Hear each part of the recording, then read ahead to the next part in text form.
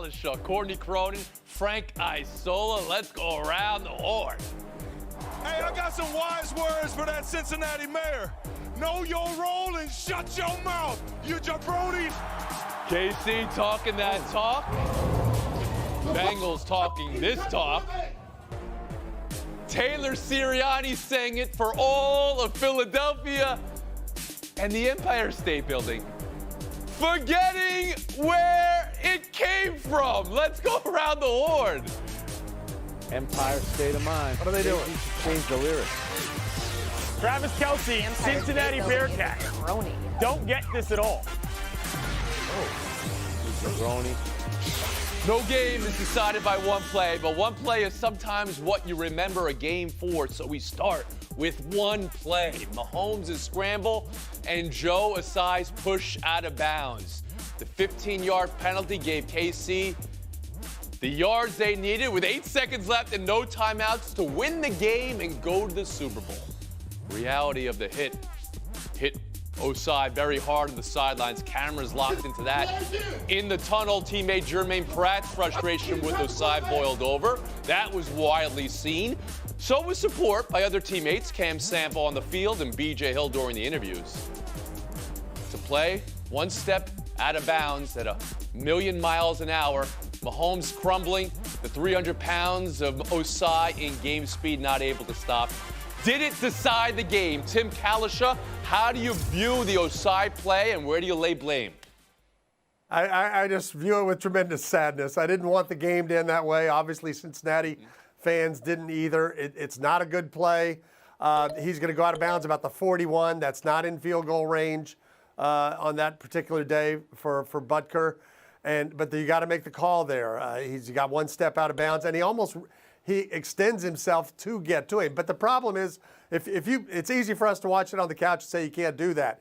If you play in a front seven in the NFL, you're paid and your job is largely tied to how often you hit the quarterback, whether it's sacks or quarterback hits. You're thinking about hitting him all the time. And Patrick Mahomes is a runner right there. But you got to be smarter than that. You got to know to stay away because Patrick Mahomes is going to go sprawling if you push him. And they're going to make that call. They have to make it. It's unfortunate. Frank That game Isola? should have gone to overtime the way Where do you lay Cincinnati blame fought here? back in it. Well, that's definitely part of it. And you have to have some situational awareness here to know that it's, the time is running out, where they are on the field. I think he was more worried about Mahomes getting the first down. And guess what? If they get the first down, we know the way Patrick Mahomes is. He would have completed about a 5-yard, a 6-yard pass to Travis Kelce with 2 seconds left, and then they would have attempted a field goal. I get it. But on that play, there might have been a hold. Just like on the punt return, there might have been a block in the back. So many bad things happened to Cincinnati just on that last sequence. Kicking the ball to Kansas City getting a good return. Obviously, that foul on Mahomes, and that leads to a disaster. 9 penalties, 71 yards, 5 sacks on Joe Burrow, the 2 interceptions. They made too many mistakes, and it cost them. Courtney Cronin.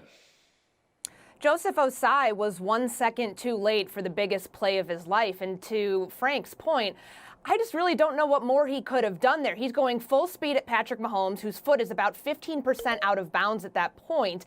And if he pulls up, then Patrick Mahomes can tuck and, run a few more yards, pick up a first down, and then some. Like, he was kind of SOL at that point, to be quite honest with you. And to add injury to insult, you saw him hurt his knee there. He said to reporters after the game that he's going to have to get an MRI today. It's just unfair. And that's not the play that they lost the game on. There were plenty more moments for the Cincinnati Bengals that we can lay blame on more than the Joseph Osai unnecessary roughness play. I think we need to take a look at the unnecessary roughness rule as a whole. That should not be a 15-yard penalty. Oh, okay. Clinton Yates, I'll bring you in here on that play. A deeply unsatisfying ending to a deeply unsatisfying game. I think CC is right. I understand that you're protecting quarterbacks, but there is a gradation scale. We've had that with the roughing the kicker situation. Maybe it's time to go to that when we're looking at other fouls in the game as well, because that did not seem to add up to what it should have. It didn't feel like the effort Asai made there should have cost the Bengals that game and cost them overtime overall. I get it. It's football. But if I'm watching that game, I'm looking at that, not as the biggest football fan in the world. I'm like, man, it ends on that? No, thanks. Should have been more. It's unfortunate. So you weren't thrilled by this game, or at least the way it came? Everything everybody described on this panel before me was bad. Nobody said anything about anything that's good. That means the game was bad. Well, the officiating is certainly something that's in question here. Let's talk about that. If we showed it in full, we'd go into PTI's time. But the overwhelming feeling was that it was in favor of Kansas City, a play where there was a complete do-over. You never see that. And suspect intentional grounding, or the block in the back and the punt, someone alluded to. Some thought holding on the scramble. The MVS reach for a first down, where you get forward progress in a reach you take back. By league rule, you're not supposed to. They did in this instance. Courtney, was it so bad that it had you questioning whether the game was decided by officiating then? Or should the Bengals feel they were worked over? Well, the explanation that we were given on the replayed third down in the second half made no sense. So they had to spot the ball and then re-spot the ball because they got the spot wrong, and the play clock was running even though it shouldn't have been because it was an incomplete pass before that. And then the referees trying to get the attention of the rest of the crew to say, hey, the clock's still running, but apparently nobody could hear him. Like, you need to tighten the ship up here, Ron Torbert and your crew. And on top of that, it's the lack of consistency on the intentional grounding that really bothers me, because if you're going to call it on Joe Burrow the way that they did, you have to call it on Patrick Mahomes 7 plays later, and that's a judgment call. So this is further proof of why we need a sky judge in the NFL. They have the technology for it. A lot of coaches in the league have already vouched for it. This is a prime example of why something like that needs to exist with the officiating. Frank Isola. You know, the stakes are too high. Livelihoods, reputations are at stake, legacies that we always talk about. The officiating needs to be better. And I would say that a lot of times these calls in NFL games seem to be arbitrary, except most of them in this case seem to go against Cincinnati. And I didn't have a dog in the fight. I don't care who wins the game. But the intentional grounding call I thought was tough. And you just showed it before. Joe Burrow gets hit. How many times have we seen that penalty called where a quarterback, that's like a good beat after he threw the ball, getting knocked over. Yet Cincinnati's losing the game on a roughing penalty when you're hitting the quarterback out of bounds. So all the calls, I felt like a lot of the key ones went against Cincinnati. Tim Kalishaw. You know, and just to add to some of this, on the intentional grounding on Burrow, Chris Jones falls on him with his body weight. You do that to Tom Brady, you're suspended from the league. There's no set rules. And somebody else mentioned the reaching. The third down reach, that's not a rule. That's at the end zone. If you get the ball over the goal line, that's a rule. But if you put it there and then you fall and come back, you don't get the ball a yard up. The refs don't even appear to know the correct rules. You should never look that incompetent with a Ron Torbert all-star crew in your big game. I'm sensing some sarcasm there. The idea that the Bengals got worked over here, Clinton Yates, do you put any credence into that? The competitive balance isn't even the big thing to me. I noticed all the other panelists are getting points for pointing out everything that was so great about this game. This was another element that did not go well at all. And the reason I say that is this. From the viewing standpoint, didn't help. It's stilted. It's hard to say in the game. That's a factor. It's not just necessarily about the wins and losses. I understand that. But the overall product you're presenting, if we got whistles and stoppages and confusion every other play, then all of a sudden, no. Again, tighten it up. It doesn't help the overall product, and that was obvious in that game that day. Mm-hmm. For the third time in 5 years, though, Kansas City going to the Super Bowl. Let's dive in here. Patrick Mahomes, third Super Bowl himself. He lost those other two in OTs of conference championships. Burrow had chances, but the KC pressure mucked it up. 2 interceptions, red zone inefficiency in the game. Frank, if it wasn't the play by Osai, and if it wasn't the officiating, do you see this as Mahomes outplaying Burrow?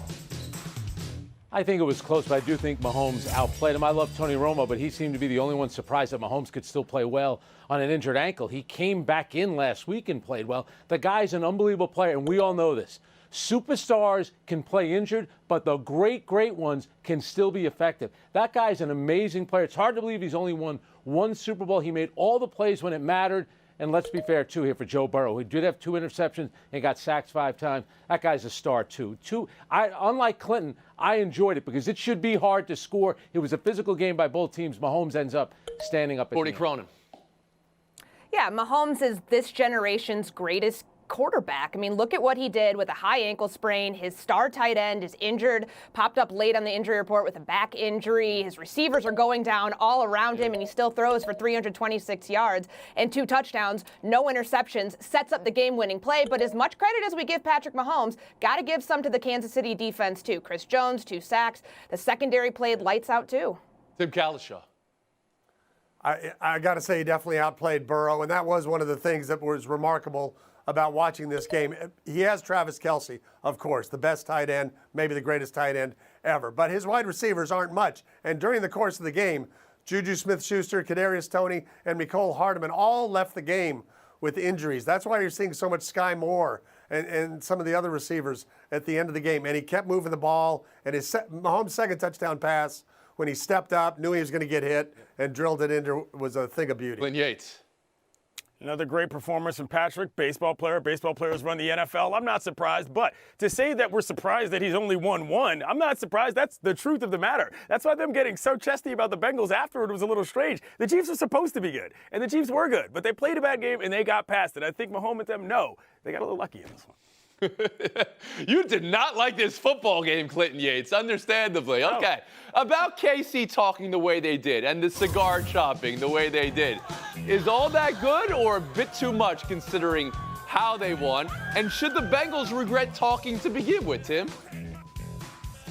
Oh, I don't have any problem with talking and celebrating. I mean, we see baseball teams do champagne celebrations when they clinch a division, in late September. So this is a lot more than that. And we talked last week on the show. Cincinnati at that time in the middle of the week was favored at Kansas City. And, that obviously had to resonate with the Chiefs. 40 Cronin.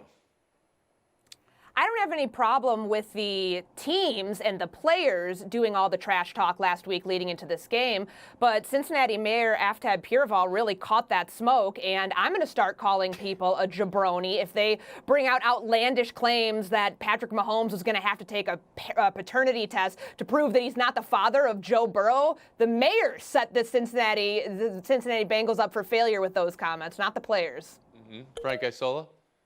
Yeah, Patrick Mahomes has his Super Bowl berth on the line. I don't think he needs talking from Cincinnati. But I will say this, for about a week, it was the kindred spirits, the Cincinnati Bengals and the Buffalo Bills for everything surrounding that game from earlier in the month. What did Cincinnati do when they won the game in Buffalo? They were taunting the fans of the Buffalo Bills. So this happens. It's football. Yeah, I did not realize the Bengals had been winning the psychological battle against the Chiefs until the actual football game was played. I did not expect this out of Travis Kelce, former Cincinnati Bearcat, to be dissing his old school in his own city like that. Maybe he should run for mayor. I'd vote for him. Well, it was the Burrowhead. Chris Jones cracked me up because he locked into the camera and he said, don't you ever disrespect. Ever disrespect the Arrowhead treatment Stadium. From the team today. They had to throw in parenthetically GEHA field at Arrowhead. That really cracked me up. We'll take a break. Fire till next. Easier to talk when Mahomes on your team. Bowl in 6 years.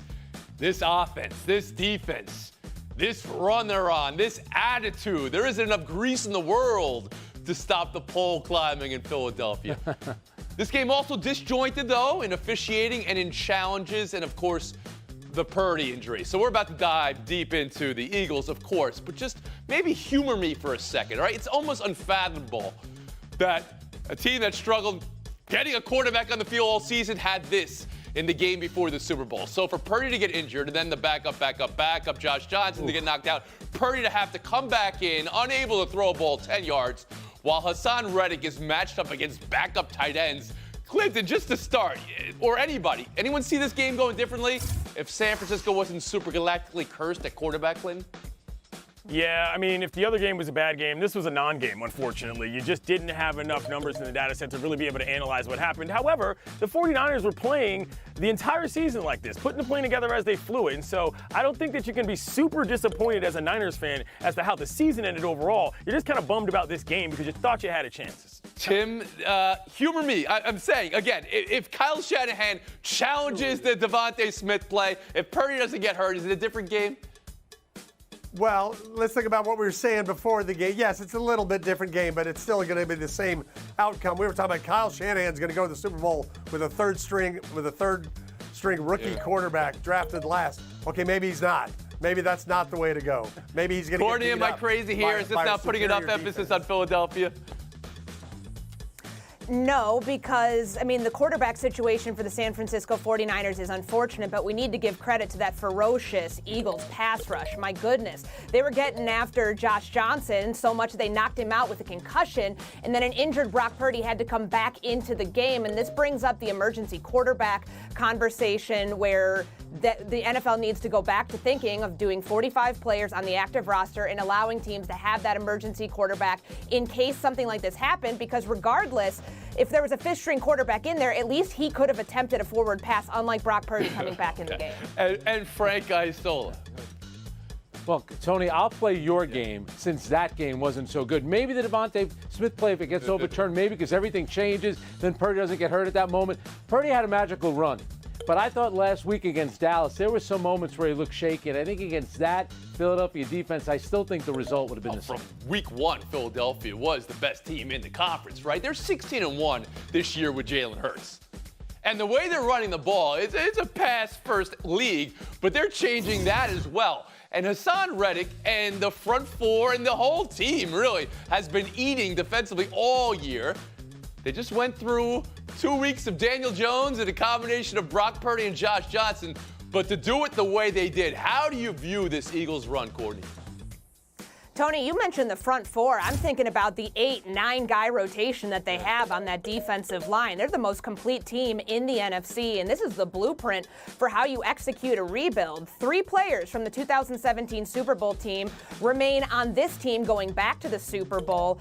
They have been this team the entire season long. You mentioned Jalen Hurts. The resurgence for him from the second year to the third year, truly remarkable. Frank Isola. Jalen Hurts spent the offseason getting better, and that's exactly what he did. Nick Sirianni talked about the team being connected, which they are. They have a lot of talent, but getting the number 1 seed, think about what it does. They didn't have to face really tough quarterbacks, that's for sure. 2 home wins, you're in the Super Bowl. The regular season in the NFL matters. It's good to see. Oh, you're saying that as a good thing. Yes, of course. Clinton Yates. Been a decent rebuild as far as execution is concerned. The guys they got over, they threw over the side. Carson Wentz changing tires in for the Commanders, not doing anything. They stuck with the coach's son, the Alabama kid, and they coached him up, Tony, and he got better, and now he's playing in the Super Bowl. Yeah, that's how you do it. Have you, Tim, you're a historian of this league as well as anybody on this panel today. Have you ever seen anybody make the jump like Jalen Hurts did 2 to 3 years in a career like this to get to this level? Not given that after 2 years, people were still saying, okay, this third year is going to tell whether they need to draft a quarterback in 2023 or not. I'm pretty sure they don't. He was an MVP candidate, but Howie Roseman just did a master class in roster building, going out to get Reddick, trading one of his 3 first-round picks for A.J. Brown, building up that secondary. It's the most complete team in the league, by far. Tim, I think it's shown a little window into who we'll be picking in about 2 weeks. Glenn Yates, Frank Isola, thanks for your time here. Tim, show talking about refereeing. We're going to end this show talking about refereeing. Okay, so the Lakers game, Saturday night.